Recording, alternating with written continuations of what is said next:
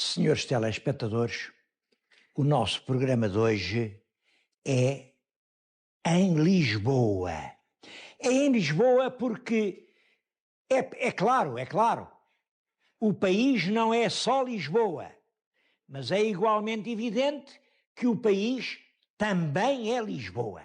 E eu, por causa desta ideia de que o país não é só Lisboa, tenho andado para o norte, para o sul, para o centro e tenho-me ultimamente esquecido completamente de que em Lisboa vive 1 milhão de habitantes e Lisboa é uma das coisas importantes que há em Portugal.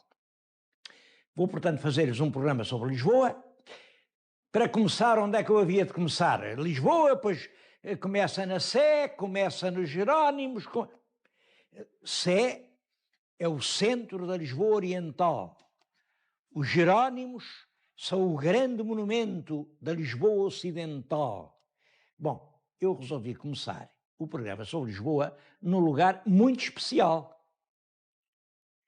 Vim aqui à livraria municipal. Os meus telespectadores já viram por aí que eu estou metido numa livraria. É a livraria municipal. Ela fica aqui na Avenida da República, 21A. Devo dizer que é a 2 passos do Saldanha. Bom, para localizar melhor, é uma livraria pequena que fica mesmo ao lado da Versalhes. Acho que toda a gente sabe o que é a Casa de Chá Versalhes, que merece ser referida como o último abencerragem da elegância lisboeta. A livraria municipal é uma livraria que naturalmente nos fala de Lisboa, da história de Lisboa, e eu vim aqui, por isso mesmo, vim aqui perguntar à senhora do balcão: olhe, a senhora faz favor, tem aí um livrinho com a história de Lisboa, assim um livrinho pequeno, que não demora muito tempo a ler, um livrinho que eu ponha no bolso e que me conta a história de Lisboa, desde que isto começou, lá no penhasco do castelo, até agora que somos uma grande cidade. Bom, normalmente a senhora disse-me que não tem nenhuma história de Lisboa, assim com essas características. É claro que há outras obras, outras.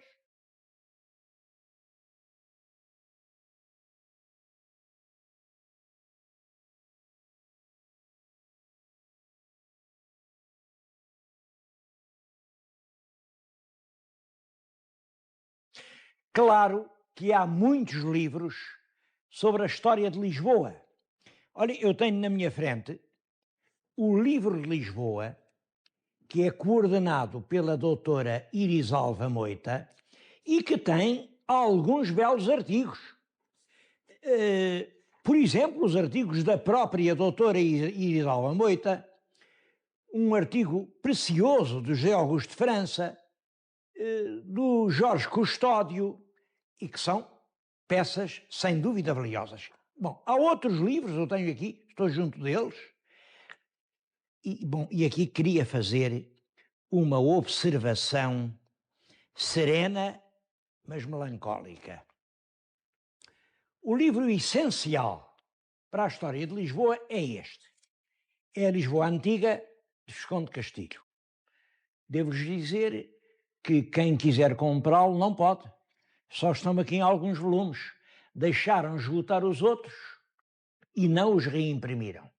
Tem aqui outro livro muito importante para a história de Lisboa, que é O Carmo e a Trindade, do Atos Sequeira. Bom, mas também está incompleto.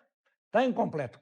Tem o segundo, o terceiro, mas o primeiro esgotou-se e ninguém o reimprimiu. Bom, isso acontece do modo geral em relação às obras clássicas sobre Lisboa. Há uma exceção para a qual eu queria chamar a atenção, que é importante. Isto é os elementos para a história do município de Lisboa, do Freire de Oliveira, é um livro publicado há mais de 100 anos. Quem quiser escrever a história de Lisboa ou mesmo a história de Portugal, tem obrigatoriamente de consultar este livro. Ele ainda hoje existe, tem mais de 100 anos, mas os nossos eruditos não são assim tantos que o tivessem esgotado. Ainda hoje está à venda e está à venda por um preço perfeitamente acessível. Cada volume custa, parece que é 1,5 conto, o que, como sabem, hoje, enfim, em matéria de livros não é nada.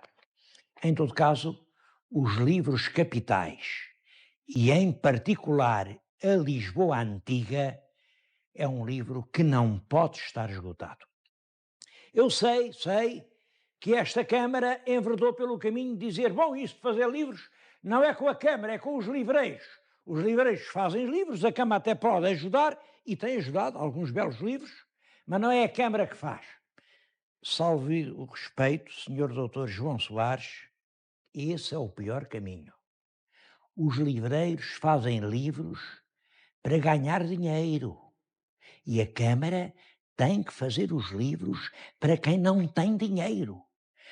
A única maneira de ensinar este país a ler é fazer livros quase sem preço, livros que habituem a pessoa a considerar o livro uma companhia indispensável.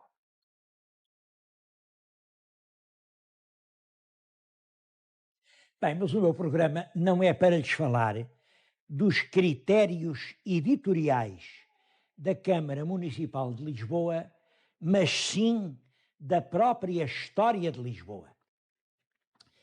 Lembro-lhes que no século XVI, Camões falava de Lisboa nestes termos: e tu, nobre Lisboa, que no mundo facilmente das outras és princesa, que edificada foste do facundo por cujo engano foi Dardânia acesa, tu, a quem obedece o mar profundo, obedeceste à fama portuguesa.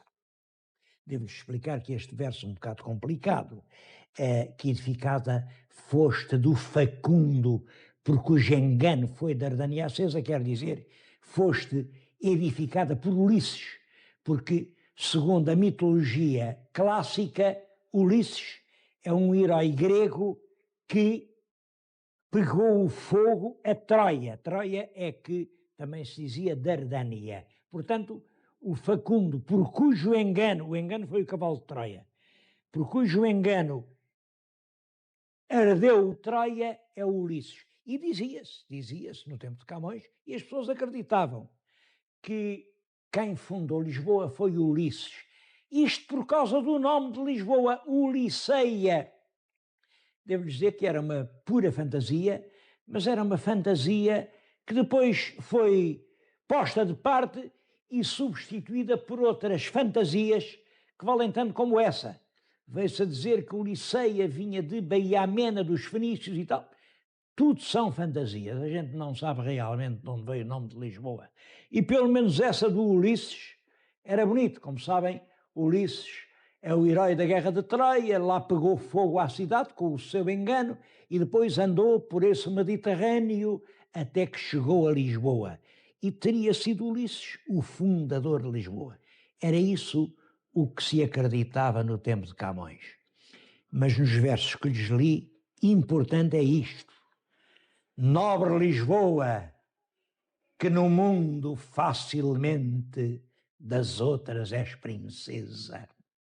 Eu não sei se a gente ainda hoje pode dizer isso. Não sei se Lisboa ainda hoje pode ser considerada uma princesa entre as cidades da Europa. A gente vê as grandes cidades espanholas, como Barcelona, como Burgos, como Toledo, ou as grandes cidades da França, como Paris, como Bordeaux, como Marselha, ou as lindíssimas cidades da Itália, como Florença, como Roma, como Verona, como Milão, cuidam tanto, tanto, tanto do seu património que elas é que parecem princesas, e Portugal cada vez está a perder mais esse direito a alinhar entre ter por capital uma das mais belas cidades da Europa. Eu tenho aqui um mapa da Lisboa 2, veem como ela é. Queria chamar-lhes a atenção para o seguinte. A Lisboa cuja história queria contar é uma Lisboa cujo litoral não era assim. Está aqui o Terreiro de Paço, devo dizer que quando lhes quer falar de Lisboa, o rio entrava profundamente por aqui. Isto é um esteiro do Rio Tejo e era isso que fazia aqui desta colina, isto é a colina do Castelo, uma verdadeira acrópole, quer dizer, uma cidade alta. E era aqui o centro de Lisboa. Bom, este esteiro, durante a Idade Média, foi inteiramente assoreado e quando se chega ao século XIV, já o século de Lisboa não é aqui, é no Rossio. É no Rossio. Quando se chega ao século XIX, o centro de Lisboa já não é aqui. Estão a ver aqui a avenida, leva ao Marquês de Pombal e o centro de Lisboa é aqui. Passa o tempo e onde hoje será o centro de Lisboa? Não sei, mas não sei, um bocado difícil para mim marcar o centro de Lisboa. Olha, aqui é o Campo Grande, talvez seja aqui. Entretanto, Lisboa continua a crescer. Cresce para norte, este é o sentido de Lisboa para norte, cresce para oriente, aqui é a Expo 98, cresce para ocidente. Eu já lhes falei há tempos nesta Lisboa que cresce no sentido da exposição, é a Lisboa antiga, a Lisboa dos palácios. Ainda não lhes falei da Lisboa do Norte, que tem muito que contar, mas o nosso tema de hoje é a Lisboa Ocidental. A Lisboa que começa aqui, a bem dizer, em Santos e que se prolonga até Algés. É dela que lhes vou falar.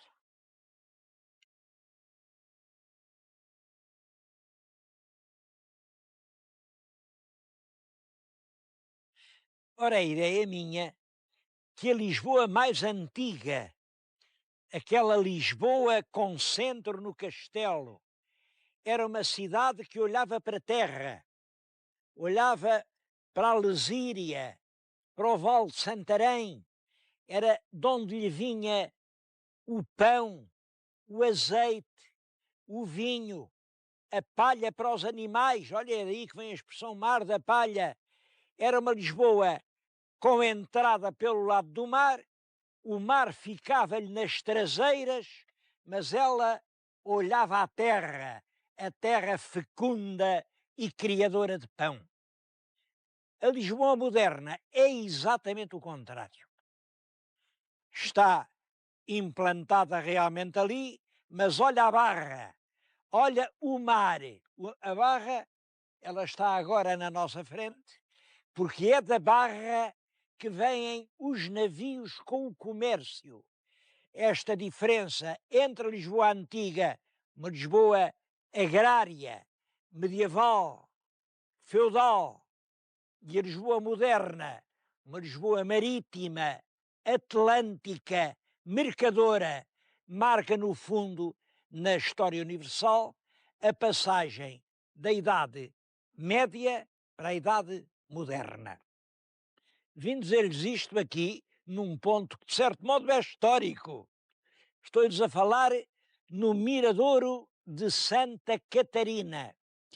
Sabem que durante muito tempo havia um aforismo popular que era este: ir ver navios para o Alto de Santa Catarina. E isto correspondia a uma verdade.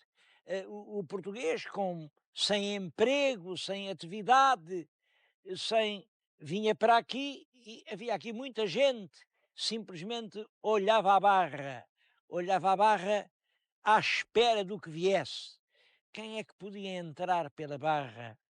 Bom, olhem, durante a invasão francesa, vinham para aqui os patriotas, sentavam-se, olhavam a barra ao longe, esperavam ver as velas da esquadra russiana.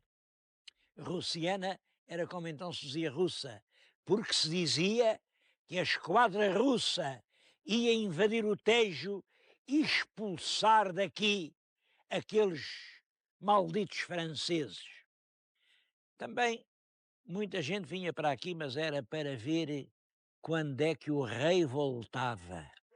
A esquadra tinha saído, levara o rei, a corte, os tribunais, a nobreza, os proprietários, levara toda a gente para o Brasil e muita gente estava ansiosamente aqui à espera que El Rei voltasse. E até havia os que vieram aqui durante muito tempo, esperando que na névoa de alguma manhã rompesse a barra o navio de lenda que havia de trazer a bordo El Rei Dom Sebastião. Hoje, Santa Catarina, como vê, é aqui um miradouro bonito. Bonito é como quem diz, porque os miradores de Lisboa foram todos submetidos a esta praga das antenas de televisão. Isto hoje não são miradores, parecem porcos espinhos. Bom, e eu digo, então, mas se hoje se conhece o método da televisão por cabo, que leva as imagens de todos os programas às casas de cada um, que direito há de estragar aqui os mais belos mirantes sobre o Tejo, aquilo que fez de Lisboa uma cidade fascinante, com estes mastros de arame enferrujado, aqui a um, a outro, enfim, para cada um ter na sua casinha a utilidade de uma antena, estragámos a paisagem. Devo-lhe dizer que eu acho muito bem que cada um tenha em sua casa um bom programa de televisão. Tem o direito de ter uma antena. Agora, como hoje há a possibilidade da antena cabo, isso é um bocadinho mais caro. Eu sei que é mais caro. E para que é que serve a Câmara Municipal? E para que é que servem os impostos que a gente paga? Então, não era tempo já de a Câmara ter limpo estes belos miradouros desta praga das antenas? A própria Câmara ter instalado nestas casas que ficam nas colinas sobre o Tejo, nestas casas que podem empanar a vida dos moradores, uma antena cabo que as pessoas não pagassem? A Câmara pagava o quê? Pagava o direito dos lisboetas terem uma cidade bonita. A Câmara cumpria o voto de Camões. E tu, nobre Lisboa, que das outras facilmente és a princesa. Essa Lisboa nova que procurava o mar tinha naturalmente um caminho lá por baixo rente à praia. Em todo caso, o principal caminho não era lá embaixo, porque esse estava sempre atravancado pelas cheias do rio, pelos desmoronamentos. A estrada principal no sentido do mar era a calçada do Cómoro. Calçada do Cómoro ou do Combro, hoje diz calçada do Combro. Combro é um cômoro de silvas, quer dizer, não havia casas nem de um lado nem do outro. Isto era um caminho entre combros silvestres. Estava lá em cima, perto do Chiado, vinha aqui. Bom, este largo onde lhe estou a falar tinha um nome aborrecido. Tinha e tem. Toda a gente lhe chama Largo do Poço Novo. Poço Novo porquê? Havia pouca água? Não. Reparem, estão agora a ver um outro letreiro. Rua do Poço dos Negros. Bom, a história é esta. É que, com os descobrimentos, apareceram em Lisboa muitos africanos que tinham as funções, eram sobretudo criados dentro das casas. Toda a gente tinha um preto. Bom, e quando morria um preto, o que é que se fazia? Abandonava-se assim como um cão por essas praias? Não, não, não. Apesar de tudo, ele era pessoa, era homem, mas dava-se-lhe sepultura cristã como a um verdadeiro cristão. Também não faziam isso porque entendiam que ele não conhecia o verdadeiro Deus. Então arranjaram uma solução. Foi aqui, ali adiante. Fizeram um grande poço, grande poço. Cada vez que morria um preto, deitavam lá para dentro 3 pasadas de cal e assim resolvia o problema. O pior é que não tardou nada, o poço estava cheio, estava coagulado, olha, taparam de areia e aqui, neste sítio, fizeram um poço novo. É por isso que o largo, ainda há pouco tempo, se chamava Largo do Poço Novo. É claro, agora não chama, agora chama-se Largo Doutor António de Sousa de Macedo. É justo, é justo. O António de Sousa Macedo foi um ministro do Conde Castelo Melhor, portanto, um dos homens que trabalham muito naqueles anos difíceis da restauração. Ele é o braço direito do Conde de Castelo Melhor e é ele quem faz o palácio que fica aqui, é metade do largo, porque nessa altura isto eram só quintas. Bom, Lisboa Ocidental continua, daqui vai rapidamente a São Bento, trepa a calçada da Estrela, vão ver a Basílica da Estrela, desce a Alcântara.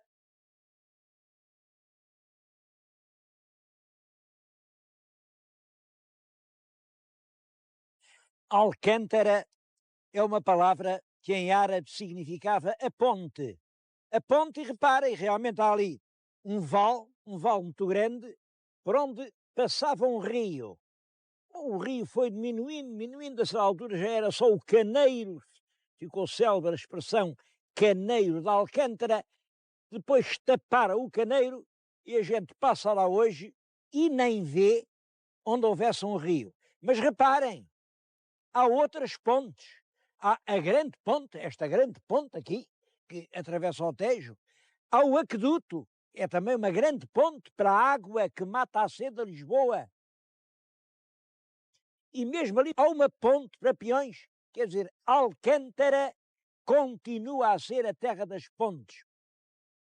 Bom, mas a Lisboa ultrapassou o Val de Alcântara e vem aqui para este lado ocidental, principalmente a seguir ao terremoto. Porquê? Olhem, porque o próprio rei fugiu, ele tinha casa lá perto do Terreiro de Paço, e fugiu para aqui, veio aqui para o pé da ajuda.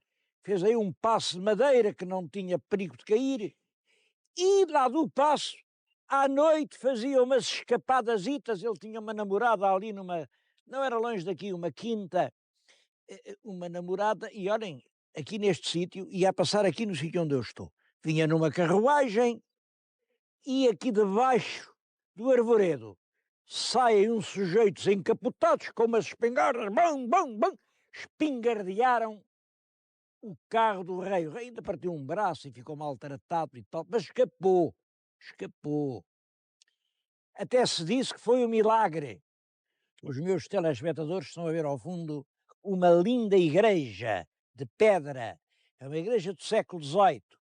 É uma igreja, chama a Igreja da Memória. Está aqui em memória desse milagre, do milagre que conservou a vida ao Senhor Rei Dom José, quando ele, pela calada da noite, ia fazer uma visita a uma condecinha. Bom, mas há outra memória que lhes vou mostrar. A outra memória é esta pedra. Bom, fica aqui numa rua pequenina e, como sabem, em Lisboa todas as ruas têm nome. Todas. E esta também tinha. Ali naquela esquina, até há muito pouco tempo, eu lembro-me, há pouco tempo estava ali um letreiro que lhe chamava Travessa do Chão Salgado. Ora bem, aqui fica um dos mistérios dos horizontes da memória. Quem é que tirou dali o letreiro da Travessa do Chão Salgado? Quem é que quis omitir da memória de Lisboa esse drama horroroso, horroroso, mas verdadeiro? A história é sempre para lembrar, é sempre um crime esconder a história que aconteceu. Bom, tiraram o letreiro, mas ficou a pedra. O que a pedra diz é que aqui foram as casas arrasadas e salgadas de José de Mascarenhas, exalturado das honras de Duque de Aveiro e de outras, e condenado por sentença da Junta da Inconfidência em 12 de janeiro de 1759 e justiçado como um dos chefes do bárbaro e execrando desacato cometido contra a real e sagrada pessoa del Rei Nosso Senhor Dom José I. Neste terreno infame não se poderá edificar em tempo algum. Ora bem, salgaram aqui o terreno com muito sal, era proibido aqui construir, fosse o que fosse. Mas vejam, há duas palavras que na história não têm lugar. Uma é a palavra sempre, outra é a palavra nunca. Esqueceu a sentença, toda a gente edificou e agora, um pouco para esconder essa desobediência à lei, certamente, tiraram dali a placa que dizia Travessa do Chão Salgado.